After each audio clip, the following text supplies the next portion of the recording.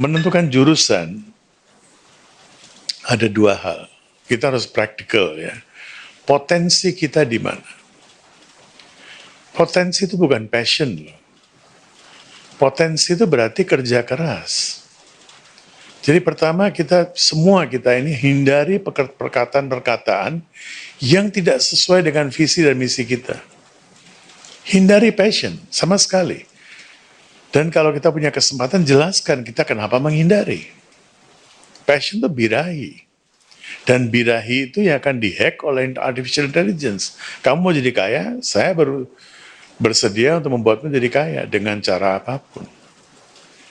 Jadi kalau kerja keras, kita bicara kerja keras, ceritanya beda. Nggak ada orang yang cuma passion terus menjadi kaya raya, nggak ada. Satu pun nggak ada. Mereka bekerja. So, tidak menggunakan istilah passion, kerja keras, segala satu kerjaan. Nah, kerja keras itu harus cerdas. What is your potential? Potensinya apa? Kalau memang kita mau cari uang, setiap orang juga harus cari uang kan? Apa yang dibutuhkan? Apa yang dibutuhkan di kemudian hari yang akan menjadi kebutuhan seluruh masyarakat, dan bisa membuat kita sambil mencari uang juga bisa berkontribusi. Seperti kemarin-kemarin ada seorang anak bicara sama saya, mau jadi penulis atau mau jadi something. Dan ada kemampuan juga untuk psikologi. Sekarang juga ada satu anak di OS yang kita anjurkan mengikuti psikologi. Karena psikologi akan dibutuhkan. Tapi psikologi yang dibutuhkan itu bukan psikologi ala buku. Cuma kalau tidak mendapatkan gelar psikologi ala buku, kalian nggak bisa praktek. Nah, jadi psikologi plus. Belajar psikologi hanya untuk mencari gelar. Dari universitas termurah pun no problem. Saya berikan contoh sekarang. Psikologi. 3 tahun kursusnya. Ya. Sampai mendapatkan gelar sarjana online dari salah satu universitas di luar negeri yang setara dengan universitas negeri di sana. Bayangkan biayanya berapa? Bayangkan aja coba berapa biayanya. Bayangkan coba. Ada yang mau coba bayangkan biaya? Yang nggak tahu. Yang tahu sudah nggak usah. Yang tahu nggak usah. Yang nggak tahu biayanya berapa kira-kira? Dalam rupiah berapa kira-kira? 6 juta. 6 juta untuk 3 tahun. Psikologi.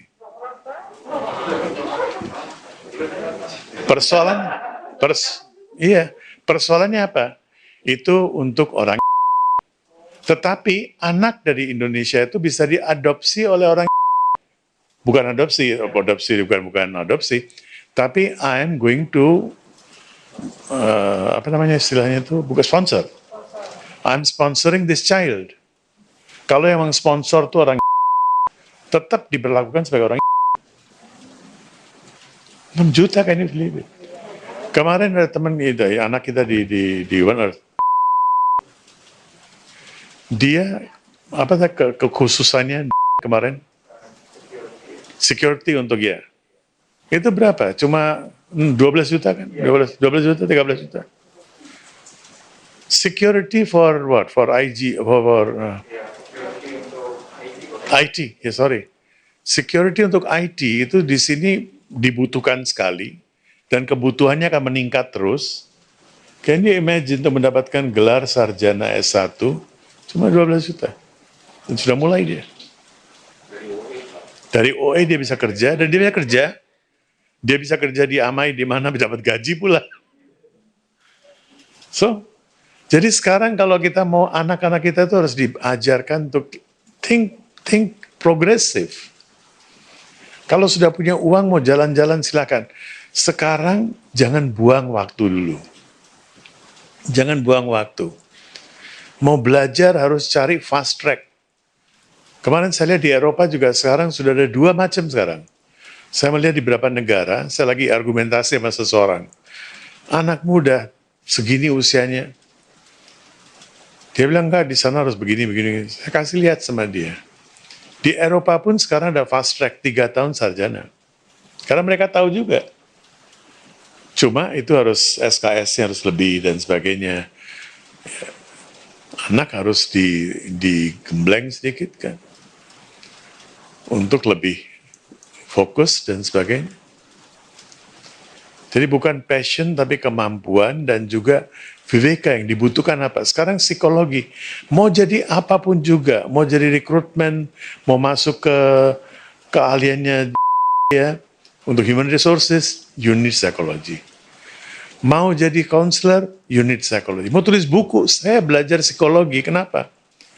Karena saya suka menulis buku. Jadi kalau pakai istilah sekarang passion, bukan. Saya memang dari dulu suka menulis. Tetapi untuk menulis itu, saya tidak mau menjadi jurnalis.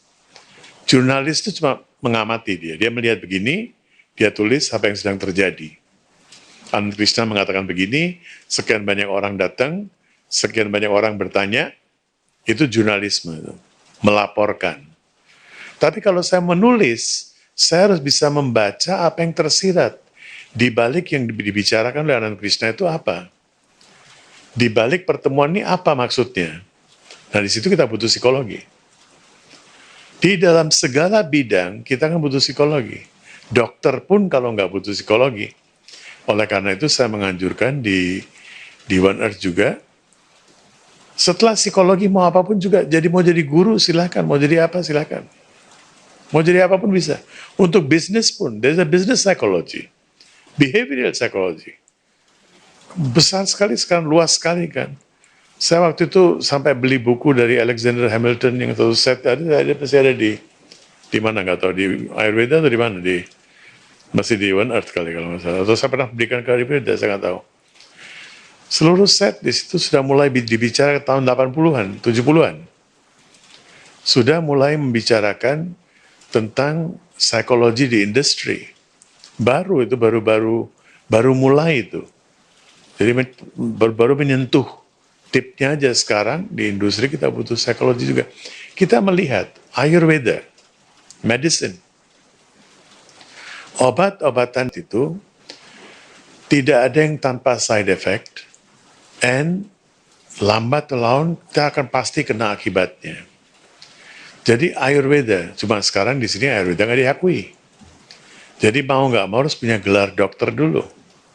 Kalau sudah punya gelar dokter, silakan. Saya kemarin juga ada yang tanya sama saya. Saya bilang, go for university, just take a gelar. Universitas yang paling murah, nggak apa-apa. Karena anaknya harus dipersiapkan untuk tidak percaya pada obat. Sekarang ini begitu banyak dokter abal-abal, ya, yang ditangkap setelah 30 tahun dia itu berpraktek di rumah sakit negara, milik negara, ya, dan sebagai spesialis, bahkan sebagai surgeon. Terus ditanya, dan dia tidak berhasil karena satu orang yang agak gila, dia cari-cari, dia nggak berhasil operasi, keluarganya meninggal, dia cari-cari latar belakangnya, ketemu dia tuh nggak pernah belajar kedokteran.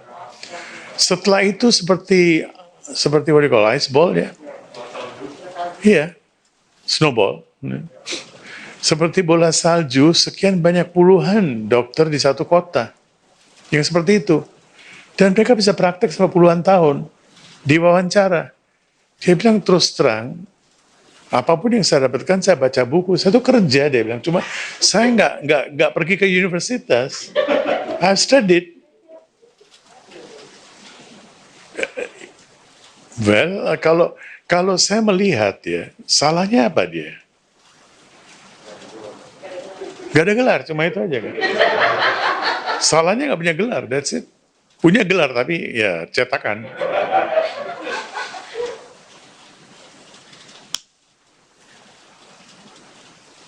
Ya.